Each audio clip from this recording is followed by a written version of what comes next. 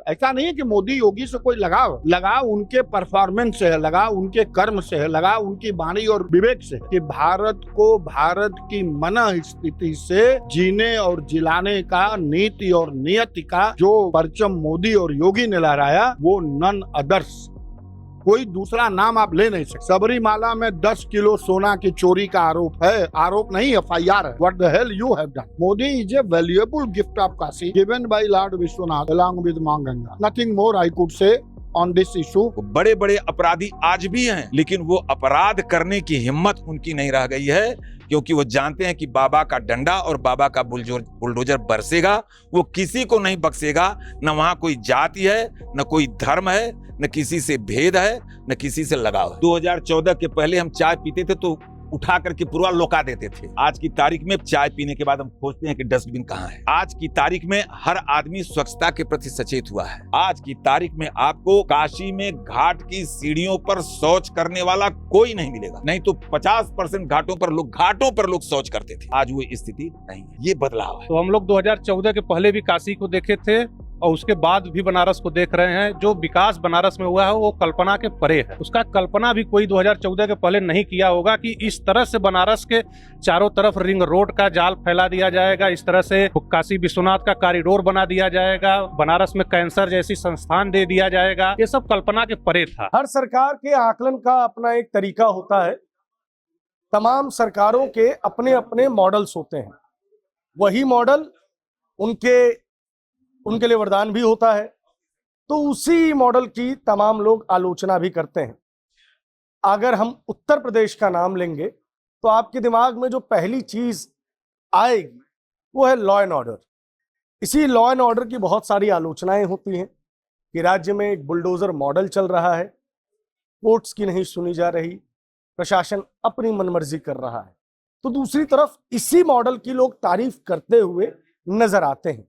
लोग कहते हैं कि इससे त्वरित न्याय मिलता है, इससे अपराधियों के हौसले टूटते हैं और प्रदेश एक सुरक्षित जगह बनता है। लॉ एंड ऑर्डर हर चीज के लिए आवश्यक है। अगर किसी राज्य में अच्छा व्यवसाय चाहिए तो एक बेहतर लॉ एंड ऑर्डर की सिचुएशन चाहिए। अगर अच्छा टूरिज्म चाहिए तो बेहतर लॉ एंड ऑर्डर की सिचुएशन चाहिए। अगर लॉ एंड ऑर्डर बेहतर नहीं होगा तो तमाम इमारतें केवल इमारतें रह जाएंगी, उसको देखने के लिए लोग नहीं पहुंचेंगे। तो पिछले 10 वर्षों में उत्तर प्रदेश में जिस चीज की सबसे अधिक चर्चा हुई है वो है लॉ एंड ऑर्डर। और इसी चीज के ऊपर बातचीत करने के लिए आज हम पहुंच चुके हैं बनारस के वाराणसी के कोर्ट, और यहाँ पे लोगों से ये जानने का प्रयास करेंगे, अधिवक्ता महोदय हैं मेरे साथ बहुत सारे, कि जिस लॉ एंड ऑर्डर की इतनी चर्चा होती है उसकी जमीनी हकीकत क्या है, जमीनी सच्चाई क्या है। सबसे पहले आप इसे शुरू करते हैं। सर, क्या नाम हुआ आपका? मैं अशोक कुमार सिंह प्रिंस, थोड़ा सा ऊंचा बोलेंगे ताकि सब तक आवाज पहुंचे। पूर्व अध्यक्ष central bar association Varanasi, Kashi का रहने वाला हूँ।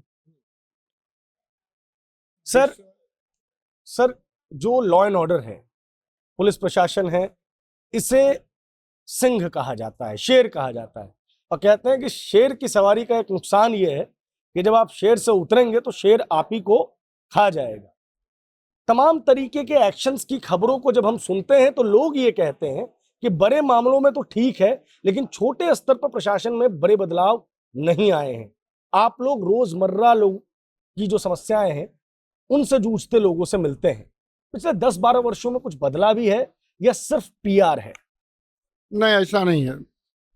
मैं आपके एक प्रश्न को तो पहले क्लियरफाई कर दूं, जो आपने शुरुआत की, और उस बात को समझने की जरूरत है। और हमको लगता है कि पूरे लीगल और पढ़े लिखे वर्ल्ड में भी इस पर बड़ा कंफ्यूजन है, इवन पत्रकारिता जगत में भी confusion. State is a sovereign power, ठीक, और स्टेट की ये जिम्मेदारी है कि उसके नागरिकों में शांति बहाल हो, उसके नागरिक सुरक्षित रहें। इसके लिए स्टेट को किसी उसके आर्गन पर, जो ये सवाल आपने जो पहला सवाल उठाया, इस पर ठीक से समझिए। अभी सुप्रीम कोर्ट ने भी उसको अपहोल्ड किया। ये आपको भी चर्चा करनी चाहिए कि स्टेट कोई पैरालिसिस, एक अपंगता का शिकार संगठन नहीं होता है। स्टेट सोवरेन पावर, संप्रभु शक्ति है। और अगर स्टेट को लगता है कि हमारे नागरिकों की रक्षा सुरक्षा सुनिश्चित नहीं हो पा रही है तो उसके लिए वो न्यायपालिका की तरफ मुख देखेगा न्यायपालिका की तरफ वो अब उससे आश्रित होगा, यह स्टेट की जिम्मेदारी नहीं है। स्टेट की ये जिम्मेदारी है, state is under a legal obligation to protect citizen, the right of citizen, the everything by which citizen should be protected. इसके लिए स्टेट किसी और ऑर्गन्स की तरफ देखे, ये गलत आर्गुमेंट, मैं बहुत आश्चर्यचकित हूँ, बहुत बड़े स्तर पर भी मैं देखता हूँ। आपने एक अच्छा सवाल उठाया, पहले इस सवाल को ले लीजिए। सवाल यह है कि स्टेट सोवरेन है, जुडिशियरी सोवरेन नहीं है, इंडिपेंडेंट है। ठीक से समझिए, एग्जीक्यूटिव सोवरेन नहीं है, इंडिपेंडेंट है। लेजिस्लेटिव सोवरेन नहीं है, इंडिपेंडेंट है। But the state is sovereign, and the person who is officiating as chief of the state, it is his duty. वो लोग नहीं करते थे, उसके कारण दूसरे थे। जो लोग नहीं करते थे, they were not discharging their responsibility. ये योगी का कैलिबर है, योगी की हैसियत है, मोदी की हैसियत है। मोदी ने बहुत कुछ, 370 भी यहां लगा था। अगर मोदी ने अपने को यूज नहीं किया होता, मोदी ने अपने विजन को नहीं दिया होता, तो 370 अभी तक रहता। सही बात। 370 उसी कॉन्स्टिट्यूशन में, जिस कॉन्स्टिट्यूशन की बात की जाती है, उसका वो एक अभिनंग नहीं था, अभिनंग नहीं था। इस बात को समझिए। 370 एक एडिंग सेक्शन था, एक एडिंग आर्टिकल थी, उसको 70 साल तक चलाया गया, क्योंकि जो लोग चला रहे थे उनकी सरकार उसी मन स्थिति की थी। अब मोदी की वो मन स्थिति नहीं थी। मोदी का मानना था कि एक भारत श्रेष्ठ भारत, अखंड भारत। तो एक भारत कैसे होगा? हम लोगों को आईपीसी सीआरपीसी जब उस समय थी, evidence act, accept in Jammu and Kashmir, accept in Jammu and Kashmir, वो अब डिलीट हो गया, अब एक्सेप्ट नहीं है। अब this act will be applicable to whole India, to whole Bharat, बिल्कुल सही, not except to Jammu and Kashmir. So this is the difference. और ये रूट चीज है, इसको समझने की जरूरत है। ऐसा नहीं है कि मोदी योगी से कोई लगाव उनके परफॉर्मेंस से है, लगाव उनके कर्म से है, लगाव उनकी वाणी और विवेक से है। ठीक बात है, बड़ी राजनीति में बहुत कुछ हो सकता है, कुछ माइनस प्लस हो सकते हैं, लेकिन इसमें कोई दो राय नहीं है कि भारत को भारत की मन स्थिति से जीने और जिलाने का, नीति और नियति का जो परचम मोदी और योगी ने लहराया, वो नन अदर्स, कोई दूसरा नाम आप ले नहीं सकते। Definitely they have done their job. आपको राम का नाम लेने में आपत्ति होती थी, आपको सनातन का नाम लेने में आपत्ति होती थी। हम ये नहीं कह रहे हैं, इसका अर्थ ये नहीं है, एक बार समझिए, मलेशिया मुस्लिम कंट्री है, इंडोनेशिया सबसे बड़ा मुस्लिम कंट्री है, वहां रामलीला सबसे ज्यादा होती है। सही बात है। डॉक्टर राम मनोहर लोहिया, जिनको सो कॉल्ड कुछ लोग बड़ा आइडियल मानते हैं, उन्होंने इतिहास का काल चक्र किताब लिखी है, और उसमें उन्होंने लिखा कि राम और कृष्ण भारत की आत्मा है, अगर इनको निकाल दीजिएगा तो भारत मर जाए। सही बात। और आप राम और कृष्ण पर सवाल उठाते हैं। आज राम और कृष्ण पर अभी एक प्रकरण चल रहा है, उसकी भी चर्चा आप कर लीजिए। आप कहिए न कहिए, मैं कह देता हूं। एक अपराध राम मंदिर में हुआ, अपराध की जानकारी ज्यों शासन स्तर पर हुई, तुरंत एसआईटी बैठ गई। सही। उस राम मंदिर में चोरी की घटना को किसी, अब यहां एक चीज ध्यान दीजिएगा, आप, बहुत बड़ा मंदिर है साउथ का, तिरुपति बालाजी, साउथ के, मैं उस मंदिर का नाम ले रहा हूं, मैं उस मंदिर का नाम ले रहा हूं जिसमें 10 किलो सोना के चोरी की एफआईआर सबरीमाला पर दर्ज है। अच्छा। उस प्रकरण पर तो आपकी बोलती नहीं निकली, क्योंकि राम मंदिर पूरे वैश्विक स्तर पर आज की तारीख में निश्चित रूप से पूरे विश्व पटल पर राम मंदिर जैसा कोई मंदिर नहीं, और राम जैसा कोई कल्पना परिकल्पना दोनों नहीं हो सकती। हमारे तो यथार्थ है, हमारे तो जीवन चक्र है। वहां अपराध हुआ, जिन्होंने अपराध किया वो दंडित हो। बहस ये होनी चाहिए, बहस ये नहीं होनी चाहिए कि आप राम का और अयोध्या का और राम मंदिर का अपमान करें। ये बहस नहीं हो रही है। आप उस आस्था का अपमान कर रहे हैं।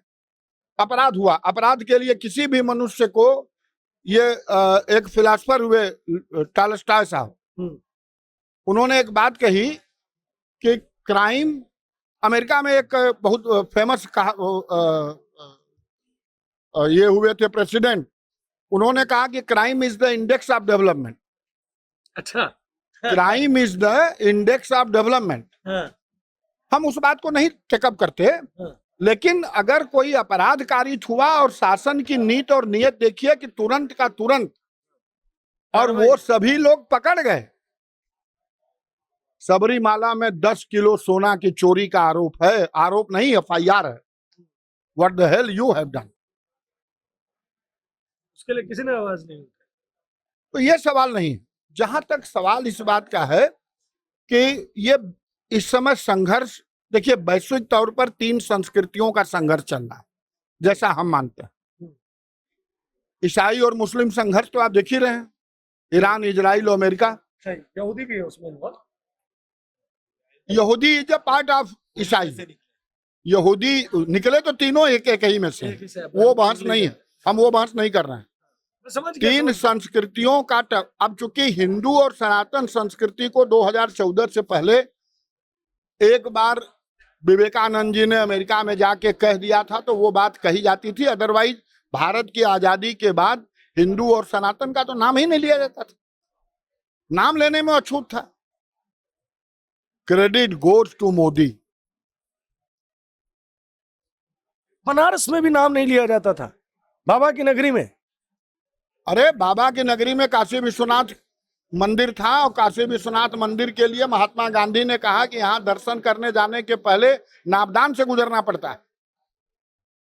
यहाँ कुछ लोग ऐसे भी महामानव हुए जो अभी काशी कॉरिडोर बनने के बाद भी उसकी कुछ आलोचना प्रत्यालोचना करते हैं। आप जाइए, काशी कॉरिडोर पूरा का पूरा काशी को जिस दृष्टि से, जिस विजन से मोदी ने सजाया संवारा, भाई साहब आप वो विजन देखिए। काशी पौराणिक रूप से 3 चीजों पर आधारित, और इसको हम त्रिताप कहते हैं, त्रिभुवन कहते हैं और त्रिदेव कहते हैं। ठीक। काशी डमरू, त्रिशूल, और बीच में मध्य में वो जिस पर आधारित है पूरा सृष्टि। और काशी को देखिए सजाया कैसे गया। एक खंड में एक बनाई गई स्टेडियम, डमरू के, और वो डमरू की शक्ल में। मैं देख क्या है, आप जैसा देखिए उसको। गंजारी में एक खंड में काशी विश्वनाथ का स्वयं कायाकल्प जो हुआ, उसी के साथ आप घाट पर जाइए तो नमो घाट का जो निर्माण हुआ, नमो घाट से चलिए और नमो घाट में वो 2 हाथ जो प्रणाम करते हैं, वो प्रणाम करते हुए हाथ गंगा, त्रिशूल और डमरू। हमारे यहाँ शिव की आराधना का एक श्लोक है, गंगा तरंग रमणीय जटा कलापम गौरी निरंतर विभूषित वाम भागम नारायण प्रियम अंग मदापहारम वाराणसी पुरपतिम भज विश्वनाथ। तो इस कंसेप्ट को जीने वाला वो महामानव, और उस कंसेप्ट को धरती पर उतारने वाला। काशी को जैसा आप देखिए, काशी के जो चारों तरफ जो ये बन रहे हैं, अब आप देखिए रोजगार उद्योग की बात होती है। अमूल का प्लांट यहाँ लगा।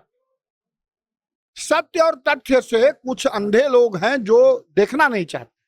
यही आप देखिए, आप यहाँ जाएंगे लालपुर में, बड़ा लालपुर के पास, वहां एक जगह बनी, सबसे पहले वही बना, उसके बाद रुद्राक्ष बना, रुद्राक्ष के बाद गंगा घाट बने, फिर वो काशी का कायाकल्प काशी विश्वनाथ हुआ, और उसके बाद और पूरे हिंदुस्तान का ये पहला शहर है जहां शहर के अंदर रोपवे बना। एंड आपको नहीं लगता कि जैसे अगर दुनिया में कहीं और घनी आबादी के बीच में रोपवे बना होता तो लोग उसे कहते हैं इंजीनियरिंग मार्वल, दूरदृष्टि, कि देखो इस तरीके से एक शहर को सजाया जाता है, बसाया जाता है। लेकिन जब बनारस में ये होता है तो कहते हैं क्या कि अरे रोपवे तो पहाड़ों पे चलने के लिए है, चट्टानों पे चलने के लिए है, इससे तो शहर बर्बाद कर दिया गया, शहर की खूबसूरती का नाश हो गया। भाई साहब, जो लोग मूल बनारस के रहने वाले हैं हाँ।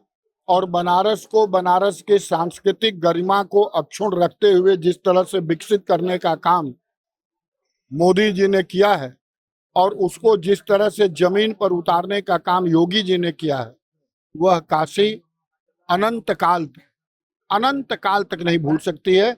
सत्य है। अब ये जरूर है कि बात कहने के लिए, देखिए एक हिंदी और उसकी शायरी है ना कि कहने के लिए तो कुछ भी कहा जा सकता है, किसी को कह सकते हैं आप। एक चीज हमको बताइए, फिर हम अगले व्यक्ति पे चलेंगे। बहुत सारे अधिवक्ता लोग हैं हमारे साथ। सब घाट के किनारे किनारे आज हम देखते हैं या तो घाट बन रहे हैं, या तो बन चुके हैं, या तो बनने के क्रम में हैं। लगातार चीजें चल रही हैं। लाइट्स बहुत ज्यादा नजर आती है, शोर, लोगों का आवागमन, ये सब बहुत ज्यादा दिखता है। तो कुछ लोग कहते हैं कि ये बदलाव हुआ काशी है, तो कुछ लोग कहते हैं कि घाट की शांति, पौराणिकता और उसके मूल स्ट्रक्चर के साथ खिलवाड़ है। आप जो अधिवक्ता लोग हैं वो इन दोनों के बीच में कहाँ खड़े हैं? क्योंकि घाटों पे लोगों का आना ये बताता है कि बनारस की तरफ लोग आकर्षित हुए हैं, चीजें बेहतर हुई हैं। हम बनारस में हैं, पूर्वांचल में हैं, यहाँ पे हमने वो दौर भी देखा है जो रक्त रंजित इतिहास का रहा है, और जहाँ पे रक्त ज्यादा बहे वहां पे लोग आना पसंद नहीं करते हैं। मैं एक इन्फ्रेंस आपको एक डाटा बता रहा हूं, ठीक है। उस पर बड़ी चर्चा हुई है, आपके जगत में भी चर्चा हुई है। अतीक के खिलाफ अतीक ने bail application before the high court डाला था और 11 जजेस ने उनकी बेल एप्लीकेशन को सुनने के लिए मना कर दिया। ये रिकॉर्ड पर, ये रिकॉर्ड पर है। जहां तक काशी के, और काशी के नहीं, वैश्विक रूप से देखिए, Modi is a man of vision. सिर्फ काशी को तो काशी बनाया ही। एक बात बताइए, डॉक्टर राम मनोहर लोहिया की मैं फिर बात आपको रेफरेंस वो कोट कर रहा हूं क्योंकि पढ़ने लिखने का स्वभाव है अपना। राम मनोहर लोहिया ने कहा, उस देश का क्या होगा जिसकी आधी आबादी पेट की बीमारी से मर जाती है, यानी महिलाएं। और शौचालय का सबसे पहले दुनिया में सबसे बड़ा कंसेप्ट अगर किसी ने लाया तो वो मोदी थे। स्वच्छता ही जीवन का आधार है। साफ सुथरा हर प्राणी को पसंद है, सफाई सबको पसंद है। आप कह नहीं पाते थे, वो कह रहे हैं और जो कह रहे हैं उसी पर कर रहे हैं। आपने जो कहा पौराणिक महत्व की बात, आज आप काशी विश्वनाथ में जाइए और वहां तमाम सारे लोग बैठ के जितने मन स्थिति से आराधना रत रहते हैं वो देखने लायक जगह है, इसलिए बैठ पाते हैं। वरना हमने तो सुना है कि बिल्कुल जगह नहीं थी। अरे वहां एक सेकंड में लोगों को हटाया जाता था। आज की तारीख में हजारों हजार लोग सुबह से शाम तक बैठ के वहां आराधना प्रार्थना भगवान से अपना प्रत्यावेदन करते हैं। ये काशी के लिए गौरवपूर्ण क्षण है और मोदी तो काशी के लिए वास्तव में गिफ्ट। मोदी ने गिफ्ट है। Modi is a valuable gift of Kashi given by Lord Vishwanath along with मां Ganga. Nothing more I could say on this issue and definitely. और एक बात और मैं कहूंगा कि मोदी जैसे व्यक्ति की जो वैश्विक मन स्थिति है, काशी को काशी के मूल स्वरूप में, वो लोग वो जो बात करते हैं वो निगेटिव बात करते हैं, वो पॉजिटिव बात कर रहे हैं, हम लोगों से आमने संवाद कर रहे हैं। काशी को मैंने कहा आपको कि काशी तीन खंडों में भी विभाजित है, ये भी आप जान लीजिए। त्रिशूल पर बसी हुई है, शिव के तमाम संसाधन पर, और शिव के उन संसाधनों को सजाने संवारने का जो काम काशी के सांसद ने किया, काशी उसकी आजन्म ऋणी रहेगी। कभी भी इस ऋण से हम लोग मुक्त नहीं हो सकते। आम आदमी से लेकर खास आदमी, काशी को अद्भुत गति और अद्भुत दशा और अद्भुत दिशा दिया। रोनिया से आप चलिए, काशी के बाहर निकलिए, देखिए जरा क्या नजारा है, आपकी आंखें चौंधिया जाएंगी। काशी के चारों तरफ जो कॉरिडोर और जो रोड बन रहे हैं रिंग रोड, उस पर जाइए जरा, बनारस से बाबतपुर जाइए जरा, क्यों नहीं? किसी ने 70 साल तक कौन मना किया था आपको लागू करने से? बनारस स्टेशन जाइए जरा, बनारस स्टेशन को देखिए। अभी अभी अभी काशी स्टेशन के सामने एक मस्जिद थी, एक मंदिर था, बहुत न पता कब का था, वो सब का सब प्लेन करके वहां इतनी अद्भुत, इतनी एकदम गंगा के बिल्कुल तट। काशी के विकास की जो योजना, अब ये जरूर है कि बहुत बड़े कार्यक्रम में कुछ चीजें ही होंगी, उससे वी आर लिस्ट कंसर्न। आपको अगर बड़ा लक्ष्य चाहिए, बड़ा उद्देश्य चाहिए, तो छोटी बातों को देखना बंद करिए, इसलिए कि ये निचोड़ने वाली बात। ठीक, अब दूसरी तरफ चलते हैं। बहुत शुक्रिया आपका सर। पहले तो मैं चाहूंगा कि आप भी एक बार अपना परिचय दे दें, नाम बताएं अपना। हाँ, मैं मुरलीधर सिंह एडवोकेट, पूर्व अध्यक्ष the central bar association Banaras Varanasi. तो ये बताइए सर, वही जो मुख्य चीज है जिसके ऊपर चर्चा करनी है हमें। बॉर्डर एरिया है बनारस, अपराध को लेकर पहले खूब ज्यादा विख्यात था। अभी बनारस की क्या स्थिति है? एक केस हुआ था, आपने देखा होगा पिछले दिनों मई महीने में, यहाँ नमो घाट के आसपास एक व्यक्ति की मृत्यु हो गई थी गोली लगा के। जब वो घटनाक्रम हुआ तो लोगों ने कहा कि देखिए, आप कितनी भी लीपा पोती कर लें कि राज्य में कानून का इकबाल बुलंद है, लेकिन सच्चाई ये है कि अपराधी और मनचले जो हैं वो आज भी जो है उसी तरीके से कार्यरत हैं जैसे पहले के शासनकाल में थे। देखिए, काशी जो है पूरे पूर्वांचल का प्रतिनिधित्व करती है, और आज से 10, 12, 15 साल पहले आप परिदृश्य देखेंगे तो इस पूर्वांचल में माफियाओं का राज हुआ करता था। आज की तारीख में काशी या पूर्वांचल में कोई माफिया नहीं रह गया, और ना ही कोई नया माफिया निकल करके सामने आया, और ना ही किसी की हैसियत है जो यह प्रशासन को चैलेंज कर दे काशी में और पूर्वांचल में। तो एक तो यही स्थिति है। जो आपने नमो घाट की घटना की बात आपने कहा, वो इंस्टेंटेनियस थी। वो किसी अपराधी के ऊपर किसी उस बात के लिए वो नहीं किया, वो इंस्टेंटेनियस घटना थी। वो सुरक्षा कर्मियों और दर्शनार्थी के बीच झड़प में मेरा जो मानना है कि वह तात्कालिक हीट ऑफ द मूवमेंट, तात्कालिक घटना थी, और उसको बड़ा नाम दे दिया गया। 14 के पहले की स्थिति मैं बताऊं कि घाटों के किनारे, क्या काशी में गोली मार के छिनैती होती थी, मोटरसाइकिल की छिनैती होती थी, स्कूटर की छिनैती होती थी, बैग गोली मार करके छीने जाते थे।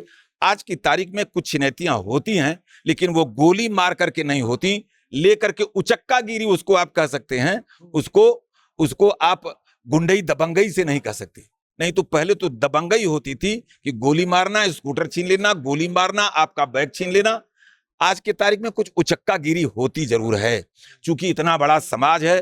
काशी की जनसंख्या 2014 के बाद लगभग दोगुनी हो चुकी है, लगभग दोगुनी हो चुकी है, और काशी के मतदाता लगभग 1.5 गुने हो चुके हैं आज की तारीख में, 14 से आज तक। क्या लोगों का प्रवास बढ़ा है? क्या हुआ? प्रवास बढ़ा है, प्रवास बढ़ा, एक्सपेंशन हुआ है।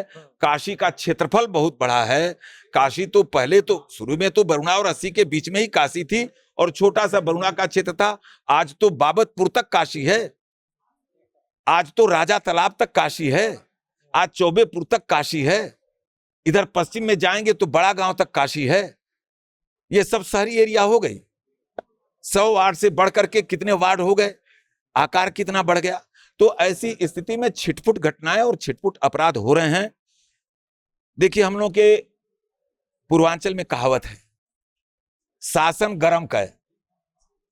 शासन में गर्मी होनी चाहिए, आम आदमी में भय नहीं होना चाहिए, लेकिन अपराधी में हनक होनी चाहिए। वह अपराध करने से पहले 100 बार सोचे। और योगी आदित्यनाथ के आने के बाद 2017 के बाद अपराधियों में भय है।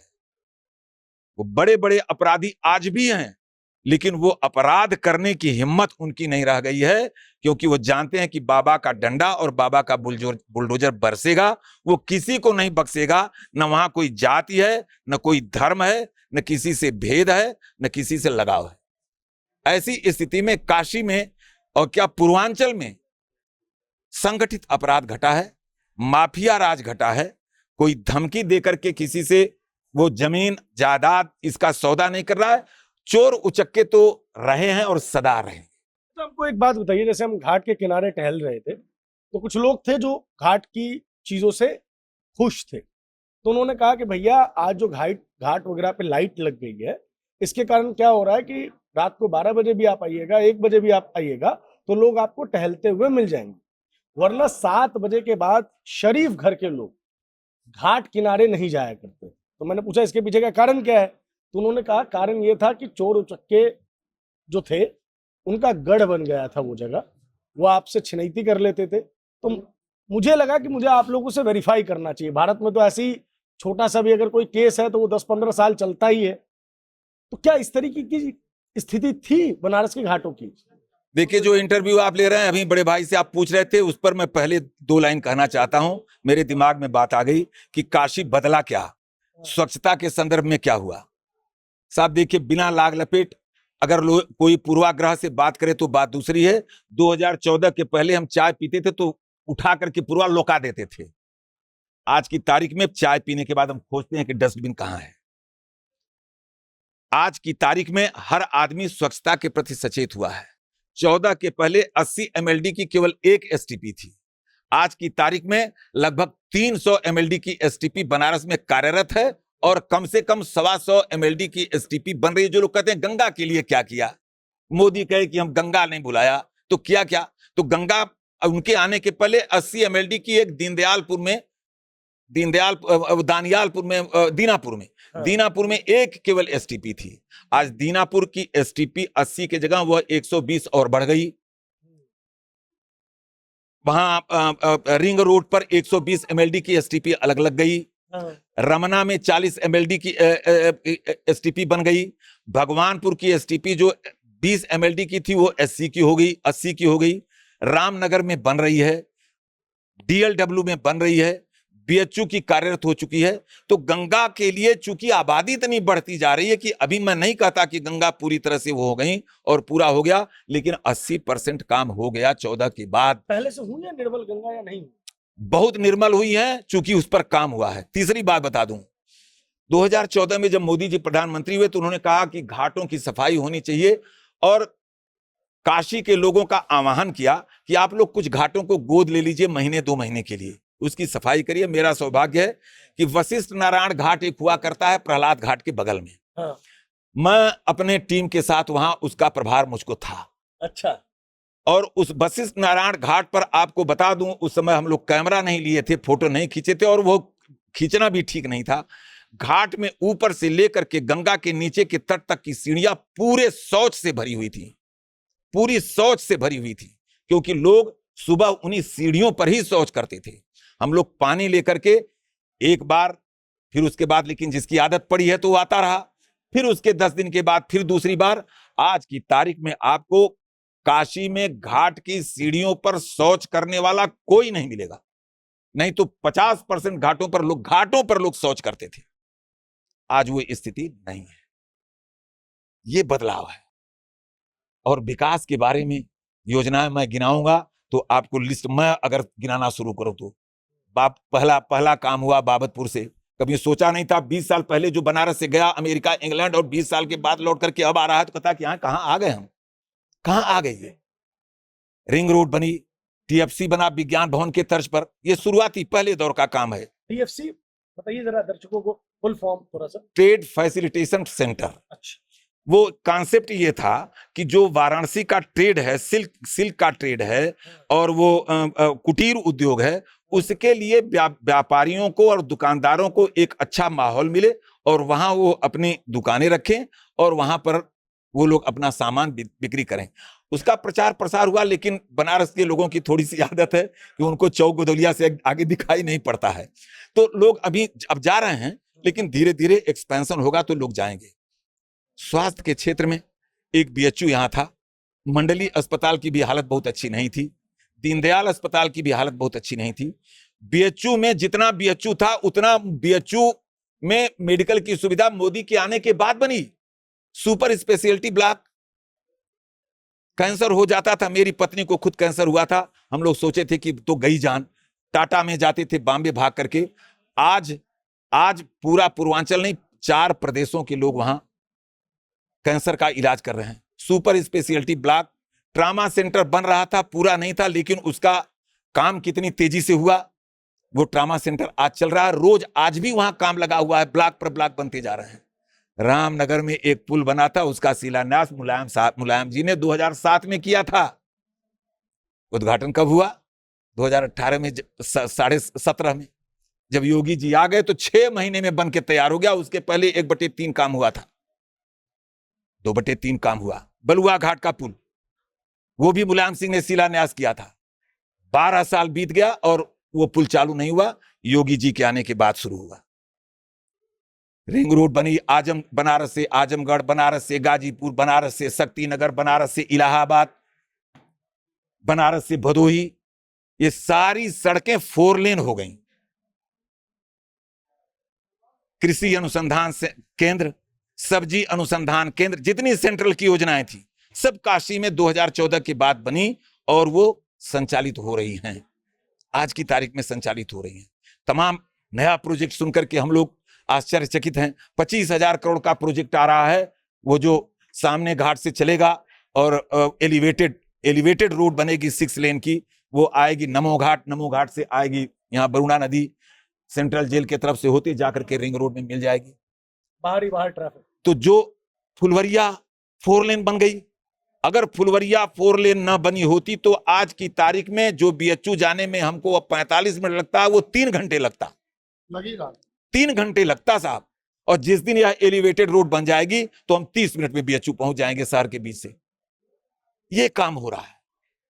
इतना काम होने के बाद आपने इस माइक के पहले मुझसे पूछा था कि साहब वोट कम क्यों हो गया? हाँ, वोट क्यों कम हो गया? कितना तो मैं बड़ा कड़ा शब्द बोलूंगा, किसी को बुरा लगे, मैं कहूंगा कि बनारस की जनता कृतज्ञ है।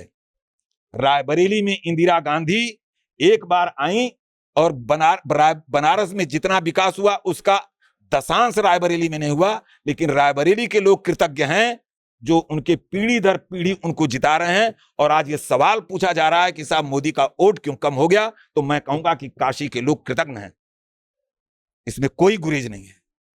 मोदी का वोट कम होना चाहिए था। आप पूछते हैं कि मोदी का वोट क्यों कम हो गया, लज्जा आती है। कितना बड़ा बदलाव हुआ है काशी में। स्वास्थ्य का क्षेत्र देख लीजिए, बन रहा है मेडिकल कॉलेज, ईएसआई बन गया। ईएसआई में कुत्ते बैठते थे, महावीर मंदिर के पास, अर्दली बाजार के पास है, कुत्ते बैठते थे ईएसआई में। जाइए साहब, 5 स्टार है वहां। मेडिकल कॉलेज बन रहा है मेंटल हॉस्पिटल के बगल में बड़ा, वो संचालित हो जाएगा। दीनदयाल अस्पताल में वोमेन्स के लिए कितना बड़ा अस्पताल बना। कबीर चौरा में सुपर स्पेशलिटी 8 तल्ले का बनना शुरू हो गया है। यहाँ आए तो कबीर चौरा होते हुए यहाँ है। स्वास्थ्य के क्षेत्र में या स्वास्थ्य की राजधानी हो जाएगी। इससे बिहार, मध्य प्रदेश, छत्तीसगढ़, झारखंड तक के लोग यहाँ इलाज के लिए आ रहे हैं, लाभान्वित होंगे, बड़ा सेंटर बन जाएगा। तो इतना बड़ा काम हुआ और काम होगा। और हम लोग तो यह भी सुने हैं कि मोदी जी से भी कहा गया कि आपने इतना काम किया और उसके बाद वोट कम हो गया, उसका क्या मतलब है? काम करना मेरा काम है, वोट देना काशी के लोगों का काम। तो ये काशी के लोग जाने, हमको तो काम सतत करते रहना है। आप उस सवाल पे नहीं आए मेरे, जो मैंने आपसे पूछा था, वो घाट के आसपास के क्राइम का क्या सिनेरियो था, क्योंकि मैं ये जानना थोड़ा चाह रहा हूँ, इच्छुक हूं मैं इस चीज को। 14 के पहले हीरोइन 14 के पहले हीरोइन 14 के पहले तमाम घाट हीरोइन बाजों के अड्डे थे। हीरोइन बाजों के, नशेड़ियों के अड्डे थे। तो हीरोइन मतलब ड्रग्स की बात कर रहे हैं? यस, ड्रग्स के अड्डे हुआ करते थे तमाम घाट। मैं दशाश्वमेध की बात नहीं करता, मैं राजेंद्र प्रसाद घाट की बात नहीं करता, लेकिन तमाम घाट थे। आज की तारीख में 12 बजे तक वहां चहल पहल रहती है। इन नशेड़ियों को जाने की हिम्मत नहीं है। 12 बजे तक चहल पहल रहती है और ये जो अपराधी लोग हैं वहां जाने की उनकी हिम्मत नहीं होती है। आज क्यों बेखौफ होकर के लोग घूम रहे हैं? आप लॉ एंड ऑर्डर की बात करते हैं साहब, हो ठीक है, होती है, चिन्हतियां होती रहती हैं, कुछ होती रहती हैं, छोटी मोटी होती रहती हैं, लेकिन आज की तारीख में एक नौजवाना 22 साल, 24 साल, 25 साल की लड़की, जिसके माँ बाप घर से उसको कहते थे कि 8 बजे के 10 बजे के बाद घर से मत निकलो, वह निश्चिंत होकर के अपनी ड्यूटी करके, अपना कॉलेज करके और निश्चिंत होकर के अकेले घर जा रही है साहब। छिटपुट एकाध घटनाएं हो जाती हैं, लेकिन पहले भय था कि हम बाहर जाएंगे तो मेरे साथ कुछ हो सकता है। आज वो भय खत्म हुआ है। तो आप रहते हैं घाट के पास भाई साहब? हाँ? नजदीक रहता हूँ। नजदीक रहते हैं। क्या थी घाट के आसपास की स्थिति? घाट की जो स्थिति थी, शाम 7 बजे नहीं कह सकते हैं, क्योंकि 7 बजे आरती का समय होता है। तो आरती तो शुरू से चली आ रही है, लेकिन जब आरती खत्म हो जाती थी तो शाम ढलने के बाद उजाला न होने के कारण कई ऐसे उचक्के थे जो यात्रियों को टारगेट करते थे और उनके साथ छीनने का कार्य करते थे। उनकी दुकानदारी बंद हो गई। तो काशी में आप देखेंगे कि विकास के नाम पर अब 140 करोड़ की आबादी में आप सभी को संतुष्ट नहीं कर सकते हैं। आप महाराज जी से क्या उम्मीद करते हैं? चाहे बुलडोजर हो, हाफ इनकाउंटर हो, क्या करेंगे?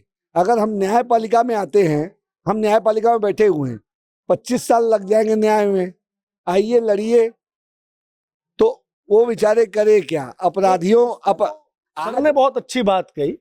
बहुत मतलब ये अपने आप में एक बड़ी चीज है जिसकी चर्चा नहीं होती है कि भैया जब आप कहते हैं कि सरकार की एक जवाबदेही है, जिम्मेदारी है, अकाउंटेबिलिटी है, तो सरकार इस चीज के लिए सोवरेन भी कि वो अपने नागरिकों को सुरक्षित रखे और उस चीज के लिए एक्शंस ले। और ये भविष्य के लिए बता दूं, जब राजतंत्र था तो किंग वाज रिस्पॉन्सिबल और किंग वाज सोवरेन। सोवरेन किसको कहते हैं? ईश्वर के बाद सोवरेन राज्य को कहते हैं। सोवरेन माने संप्रभु, माने सभी शक्तियां जिसमें निहित है। तो वो अगर किसी दूसरी की तरफ देखेगा न्याय के लिए, तब तो न्याय हो चुका। इसीलिए हम लोगों के यहाँ एक बात कही गई कि we only do the paper justice, not the justice. Justice can be done by only king who is not servant. We are public servant. Our Chief Justice is also public servant. Our member of judiciary is also public servant. They do the paper justice, not the justice. Justice is related with sovereign power, and it is duty of the sovereign power. क्या कहना चाह रहे हैं बताइए? ऐसा है, ऐसा देखिए, मेरा उम्र के हिसाब से मैं पूरे बनारस का मूल निवासी हूँ। अच्छा, बाकी लोग मूल निवासी नहीं, काशी जो काशी खंडों काशी का मूल जो स्थान है, जहाँ की काशी का महात्म्य है, जिसको बोलते हैं महात्म्य है, उस जगह पर उल्लेखनीय कार्य वर्तमान सरकार योगी जी के कारण हुआ और कोई का कारण नहीं था। वहाँ कोई कारण हो ही नहीं सकता कि और उस कार्य को कर सकते। उसमें एक उदाहरण आपको देते हैं, कड़घंटा है, बुलानाला और काशीपुरा बीच में मोहल्ला कड़घंटा है। कड़घंटे में एक कुंड है, वो उस कुंड का महात्म्य यह है कि वहाँ पे वेद व्यास ऋषि व्यास कई वेद व्यास हुए धर्म के हिसाब से। एक वेद व्यास ऋषि थे जो कि वहां पर आकर के कथा वाचन करते थे। प्राचीन बात है ये हमारी बताई हुई बात नहीं है, ये कथा में वर्णित बात है ये। और वहां पे इतना वो अच्छा कथा करते थे कि स्वयं हनुमान जी कथा श्रवण करने के लिए वहां पे आते थे, कथा सुनने के लिए। तो ये बात तुलसीदास जी जब काशी में आए और राम से मिलने की इच्छा व्यक्त की कि मैं इस नश्वर शरीर से परमेश्वर से मुलाकात हो पाना संभव है कि नहीं है, तो इस नश्वर को परमेश्वर से जोड़ने का स्थान काशी है। अगर आप इस नश्वर शरीर को अगर आप ईश्वर से जोड़ना चाहते हैं तो आपको काशी में वास करना होगा, तब यह नश्वर आपका ईश्वर बन पाएगा। तो इस उद्देश्य से जब एक नश्वर शरीर को लेकर के जब मिलने की चिंता व्यक्त की कि हमारे इस नश्वर शरीर से मुझे राम से भेंट करा दीजिए, तो वेद व्यास ने कहा कि देखो हमारे बस में नहीं है, ये वो उनके राम के सबसे प्रिय भक्त हनुमान है, वो ही तुम्हारा ये संभव कराएंगे। उसी स्थान पे, कथा वाले स्थान पे जब तुलसीदास जी गए, उन्होंने हनुमान जी का कुछ रूप में जब वहां आए और उन्होंने संकेत किया कि हनुमान आ गए, इनका तुम चरण पकड़ो, वहां कुछ रूप में आए थे हनुमान जी। और जब वहां पे जब उनको मिलने के लिए कहे तो हनुमान जी पहले तो उसको डिनाई किया और डांट के आगे बढ़ गए, यार मैं तो कुष्ठ रोगी हूँ, मैं कहाँ दर्शन कराऊंगा। वो आगे बढ़ गए तो गांडीव प्रेस नीचे हनुमान जी, कुष्ठ हनुमान जी, तो वो एक अलग मैटर। लेकिन वो स्थान इतना महात्म्य, जितना मैं इतना देर तक बोल गया जिस स्थान के बारे में, इतना महत्वपूर्ण धार्मिक महत्वपूर्ण स्थान आज के 2017 के पहले नरक था। नरक मतलब कि जो कुकर्म आप हिंदू धर्म में आप कह सकते हो सारे कुकर्म होते थे, चाहे वो विष्ठा करना कहिए, जुआ खेलना कीजिए, हत्या उसी जगह पर होता था। मतलब वहां पे लोग हत्या, कोई हत्या करके वेपन उसी कुंड में फेंक देता था। और मैं बचपन से मैं देखा, मैं खुद सोचता था कि इतना हम लोग का धर्म का स्थान है, कोई इसको बचा नहीं पाएगा, ये एक दिन खत्म हो जाएगा। हम लोग को अपने बच्चों को बताएंगे कि एक स्थान भी ऐसा था यहाँ पे। तो हम लोग ऐसी घूम घूम चर्चा करते। तो एक हमारे परिचित थे, मतलब मामा जी लगते थे, त्रिवेणी पांडे। तो हम उनके पास गए, हम कहा मामा जी वो कुंडवा का कुछ बनी कि नहीं? कलन की देखा कोई धर्म का, अगर धर्म से जुड़ा व्यक्ति मुख्यमंत्री प्रधानमंत्री बनेगा, जो सिर्फ गेरुआ पहनेगा वही वो बनवा पाएगा, और कोई बनवा नहीं पाएगा वो। मतलब हाँ, उस मतलब आज की बात नहीं, मतलब मैं आपको बता रहा हूँ 1990 में हमको ये बात बोल दिया था। हमको आज भी वो बात याद है।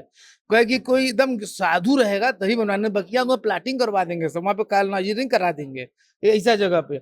लेकिन जो है, आपको यकीन मानिए, उसके बाद उस पूरे जगह को योगी जी के कृपा से, उनके विशेष इच्छा, हमको लगता है उनको भगवान मतलब दिए इतना। आप कभी हो अपनी मीडिया चैनल के माध्यम से वहाँ जाइए, आप एक बार उसके कवरेज दिखाइए, ये बहुत आपका एहसान होगा हिंदू धर्म पे। पूरे मलबा हटवाए, पूरा सीढ़ी बनवाए, और इतना सौंदर्यीकरण, इतना सुंदर जगह बनवा दिए हैं आज की डेट में कि उस जगह पर आप जाएंगे तो आपको लगेगा कि नहीं, यहाँ धर्म है। आप जब वहाँ जाएंगे ना तो आपको खुद महसूस हो जाएगा कि यहाँ ये वास्तव में धर्म है, यही धार्मिक जगह। वहाँ पे आपको किसी घंटी घड़ियाल बजाएंगे जो आप खुद मन शांत हो जाएगा। आपको इस तरह का वो मतलब पौराणिक स्थान है वो। तो कहने में इस तरह का जो काम इस सरकार ने किया ना, वास्तव में जो धार्मिक व्यक्ति है, जो शांति प्रिय व्यक्ति है, कानून में आस्था रखता है ना, उसको इस सरकार से ऑटोमेटिक लगाव है। लेकिन जो उत्पाती हैं, जिनको खाली अपना पर्सनल स्वार्थ है या किसी कोनो वैमनस्यता रखते हैं किसी तरह का, उनको बड़ी बड़ी हलचल है, पेट में गड़बड़ी है, वो ज्यादा शोरगुली मचाते हैं कि सरकार कुछ नहीं कर रही है, सरकार बेकार है। तो भाई अब वो अलग मैटर है। अब आप हमारा इंटरव्यू के बाद एक नंबर ले लीजिएगा और हमें उस जगह पे जरूर लेके जाइएगा, क्योंकि ऐसे तो हम खो जाएंगे। लेकिन आपने ना इस डिबेट को एक अलग एंगल दे दिया। और एक सवाल जो भी आप लोगों में से ये जवाब देना चाहे, काशी अविनाशी है, ये हमने सुना है, इसने बाढ़ भी देखा, हर वर्ष आप लोग देखते हैं, और बाढ़ किसी भी शहर का नाश करने के लिए काफी होती है। हमारे पास ऐसे उदाहरण है कि हमने बड़ी बड़ी सभ्यताओं को जलमग्न होते हुए देख लिया। आज हम द्वारका नगरी जो देखते हैं शायद कभी अस्तित्व में रही होगी, लेकिन आज जलमग्न है। इसने मानव निर्मित आपदा भी देखी। हमने देखा है कि बड़ी से बड़ी सभ्यताएं जो है युद्ध के कारण समाप्त हो गई। जो भी विदेशी आक्रांता आया उसने बनारस पे आक्रमण जरूर की। इन दोनों को झेलते हुए भी बनारस जीवित रहे। तो हम ये जो यात्रा कर रहे थे, इस यात्रा में हमारा मूल प्रश्न यही था कि बनारस सबसे पुराना शहर है या सबसे पुरानी जीवित सभ्यता है, सबसे पुराना जीवित शहर है। ये जानने का हमारा प्रश्न था। जितना हम टहले हैं उसमें हमें एक चीज तो नजर आई कि बनारस में हर युग में निर्माण हुआ है, हर युग में बदलाव हुआ है। ये बदलाव विकास है या विनाश है, ये तो उस दौर के लोगों ने ये तय किया होगा। लेकिन कभी हमें यहाँ पे महारानी अहिल्याबाई होलकर के प्रमाण मिलते हैं निर्माण के, तो कभी पेशवाओं के, तो कभी भोसले के, तो कभी आसपास के जो राजे महाराजे रहे उनका निर्माण लगता है। और उन सबकी जब हम प्रोफाइलिंग करते हैं तो पता चलता है कि महारानी अहिल्याबाई होलकर कौन है, जिन्होंने पूरे देश में मंदिरों का जीर्णोद्धार करवाया। बीएचयू के संस्थापक महामना कहाँ पहुंचे? राज दरभंगा पहुंचे, और उन्होंने कहा कि एक ऐसे विश्वविद्यालय की नींव हम रखेंगे जो हिंदुओं के हितों में रहेगी। तो वो दिखते हैं कौन? तो उस वक्त के सबसे बड़े दानी जिन्होंने बहुत बड़े बड़े कॉलेजेस की नींव रखी। तो ये समझ में आता है कि काशी का निर्माण में उसी व्यक्ति का योगदान रहा है जो धर्म से प्रेम करता था, जो देश से प्रेम करता था। काशी में एक बड़े युग के बाद फिर से निर्माण हो रहा है, फिर से बदलाव हो रहा है। इसको आप लोग कैसे देखते हैं, ये जानना की मेरी तीव्र इच्छा है। अब ये एक बहुत लिटरेचर का प्रश्न हो गया। हाँ, और आपका प्रश्न बहुत ही गंभीर है। इसी के साथ हम अपनी चर्चा को समाप्त करेंगे। मैं एक बात कहूंगा, यहाँ मंडन मिश्र का नाम अगर आप सुने हो, अब आपको मैं आपके बिंदु पर ला रहा हूँ। मंडन मिश्र का संवाद हुआ था शंकराचार्य जी के साथ, और शंकराचार्य जी ने कहा, जब मंडन मिश्र ने कहा छी छी तो शंकराचार्य जी ने कहा कि अभी तुम वहीं हो। बात को समझिएगा, बहुत बड़ी चीज है। कहा यह जाता है कि स्वयं देवाधिदेव थे शंकर के रूप में, और वो मंडन मिश्र से चाहते थे कि ये सब तमाम सारी चीजों से मुक्त होकर, जो मुक्त नहीं हुआ वो काशी को समझा नहीं। काशी को समझने के लिए, इसीलिए ये आनंद का स्रोत है, आनंद की नगरी है। यहाँ मृत्यु भी आनंद का विषय है। काशी में मृत्यु भी आनंद का विषय मानी जाती है। जहाँ आपने बहुत उसके लिटरेचर के पक्ष को, और ये काल पुराणों से भी वैदिक पीरियड में देवाधिदेव ने यहाँ भगवती के साथ कैसे एक राजा ने कहा कि अब आपको छोड़ना पड़ेगा, और वो देवाधिदेव ने, ये हुआ कि काशी की जनता ने कहा कि अगर शिव नहीं तो काशी शव है। काशी शिव इसीलिए है कि यहाँ शिव के तत्व तीनों विराजमान। समझ। शिव के तत्व तीनों विराजमान है। और उस मैंने अपने ओपनिंग आर्गुमेंट में कहा, जो आपने पूछा, कि शिव के उन तीनों तत्वों का समावेश जिस तरह से मोदी ने किया वह भी अद्भुत है, आश्चर्यजनक है।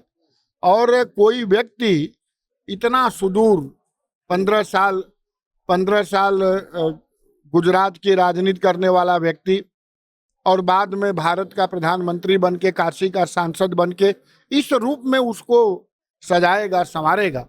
काशी के मूल स्वरूप को, यही बात, ये बहुत अच्छा प्रश्न था आपको। काशी के जो शिवत्व के गुण हैं, जो शिवत्व के तत्व हैं, उन तत्वों को समाहित करके, समावेश करके जिस तरह से सजाने संवारने का काम मोदी ने किया है और उसको योगी ने जमीन पर उतारा है, वह अद्भुत है, वो अलौकिक। आप मैंने उस सवाल पे कुछ जो अभी मैंने पूछा, ये जानने की बड़ी तीव्र इच्छा है, इसमें कुछ कहना चाहेंगे? देखिए, जो काशी है ये वेद पुराण काल से ही काशी जस का तस है। इसे कहा जाता है कि यह भगवान शंकर के त्रिशूल के नोक पे बसा शहर है, जो प्रलय काल में भी जस का तस बना रहता है। प्रलय में भी नहीं डूबेगी? कभी नहीं, प्रलय काल में भी जस का तस रहता है। काशी का कभी विनाश हुआ ही नहीं। इसके पुराणों से लेके, वेद से लेके, हर जगह से लेके तो इसका इतिहास पता चलता है कि काशी अस्तित्व में थी, और विश्व के सबसे प्राचीन शहरों में काशी का नाम लिया जाता है। और दूसरी बात, लोग कहीं भी जीवन की इच्छा से जाते हैं, लेकिन काशी एक ऐसा शहर है जहां लोग मरने की इच्छा लेके आते हैं कि मेरी मृत्यु काशी में हो जाए, जहां से मुझे मुक्ति मिल जाए। और विकास की बात रह गई काशी की, तो हम लोगों की उम्र बहुत ज़्यादा नहीं है, लेकिन बनारस के ही हम लोग रहने वाले हैं। तो हम लोग 2014 के पहले भी काशी को देखे थे, और उसके बाद भी बनारस को देख रहे हैं। जो विकास बनारस में हुआ है वो कल्पना के परे है। उसका कल्पना भी कोई 2014 के पहले नहीं किया होगा कि इस तरह से बनारस के चारों तरफ रिंग रोड का जाल फैला दिया जाएगा, इस तरह से काशी विश्वनाथ का कॉरिडोर बना दिया जाएगा, बनारस में कैंसर जैसी संस्थान दे दिया जाएगा। ये सब कल्पना के परे था। ये कभी भी कोई कल्पना ही नहीं कर सकता था 10 साल के पहले। और दूसरी बात, ज्यादा मैं नहीं बोलना चाहूंगा, हमारे गुरुजन ने बताया ही सब चीज। दूसरा जो आपने एक चीज उठाया कि वोट क्यों कम हो गया, तो देखिए, जो विकास है, अगर विकास चलेगा तो उसके साथ साथ थोड़ा कुछ विनाश भी होगा।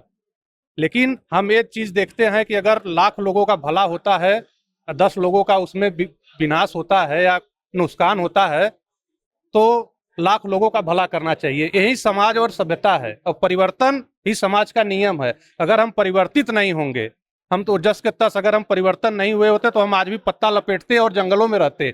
आज हम यहाँ सूट बूट पहन के इस तरह से इस स्तर पे नहीं आए होते। आप लोगों ने हमारी जो इनफॉर्मल बात थी, जो कैमरे के पीछे हुई थी, उसे कैमरे का भाग बना दिया। आप अंतिम कोई रिमार्क, वो जो मैंने प्रश्न पूछा था उस पर अगर देना चाहें। अंतिम मेरा प्रश्न था कि महादेव ने काशी को अमर रहने का वरदान दिया है या बदलाव का वरदान दिया है, जिसके कारण काशी अमर है? ये बाबा की नगरी है, और ये अमर तो है ही है, अविनाशी कहते ही हैं इसको। आप जरा एक बात पर ध्यान दीजिए कि बुद्ध कहां से आगे बढ़े? काशी में आकर के ज्ञान भले प्राप्त हुआ, लेकिन बुद्धत्व और बुद्ध धर्म का प्रचार यहां से हुआ। जैन धर्म के 3 तीर्थंकर यहां जन्म लिए, श्रेयांसनाथ, चंद्र प्रभु, दिगंबर, यहां जन्म लिए इस काशी में। जैन धर्म का प्रचार प्रसार हुआ, सिख धर्म का प्रचार प्रसार, गुरु तेग बहादुर का यहां स्थान इस काशी में। तो ये बाबा की नगरी है। बाबा जिसको आशीर्वाद दिए वो फला फूला और बढ़ा। मोदी अपने से नहीं आए हैं, उनको बाबा को उच्च स्तर पर ले जाना था, इसलिए उन्होंने बुला करके उनको स्थान दिलाया। और मोदी उस परीक्षा में खरे उतरने का प्रयास कर रहे हैं और खरे उतरे भी हैं, खरे उतरे भी हैं। और बात कह दूं, आपकी बात का समावेश है। एक लाइन और, अघोर पंथ को मैं तो कहूंगा कि लोग जाने काशी से। बाबा कीनाराम का यह स्थान, तो जिसको ऊंचाई पर ले जाना था, शंकर ने उसको बुला करके और उसको आशीर्वाद दिया और उसको उच्च स्तर पर पहुंचाया। काशी में एक बात कहावत के रूप में, जन जन जो लोग नेमी दर्शनार्थी हैं, एक शब्द है आपके लिए जानकारी के लिए, काशी विश्वनाथ में जो नियमित दर्शन करते हैं उनको नेमी दर्शनार्थी कहते हैं। नेमी दर्शनार्थी। वो लोग कहते हैं कि चना चबैना गंग जल जौ पूर्वे करतार, काशी कबहू न छोड़िए बाबा विश्वनाथ दरबार। ये काशी में जो काशी के लोग हैं, जो जैसा हमारे अनुज ने कहा, वो यहाँ के लोगों में जो नेमी दर्शनार्थी, और हमारी अंतिम प्रार्थना जो परमात्मा भगवान देवाधिदेव को है, सानंद मानंद बने वसंतम आनंद कंदम हत पाप वृंदम वाराणसीम नाथम नाथ नाथम श्री विश्वनाथम शरणम। बहुत शुक्रिया। इस चर्चा पर आपका जो भी कहना है हमें कमेंट बॉक्स में जरूर बताएं। बहुत बहुत शुक्रिया, बहुत बहुत धन्यवाद। कैमरे के पीछे है विक्की, आप देख रहे हैं द पैम्फलेट। वो लोग कहते हैं कि चना चबैना गंग जल जौ पूर्वे करतार, काशी कबहू न छोड़िए बाबा विश्वनाथ दरबार। ये काशी में जो काशी के लोग हैं, जो जैसा हमारे अनुज ने कहा, वो यहाँ के लोगों में जो नेमी दर्शनार्थी, और हमारी अंतिम प्रार्थना जो परमात्मा भगवान देवाधिदेव को है, सानंद मानंद बने वसंतम आनंद कंदम हत पाप वृंदम वाराणसीम नाथम नाथ नाथम श्री विश्वनाथम शरणम। बहुत शुक्रिया। इस चर्चा पर आपका जो भी कहना है हमें कमेंट बॉक्स में जरूर बताएं। बहुत बहुत शुक्रिया, बहुत बहुत धन्यवाद। कैमरे के पीछे है विक्की, आप देख रहे हैं द पैम्फलेट।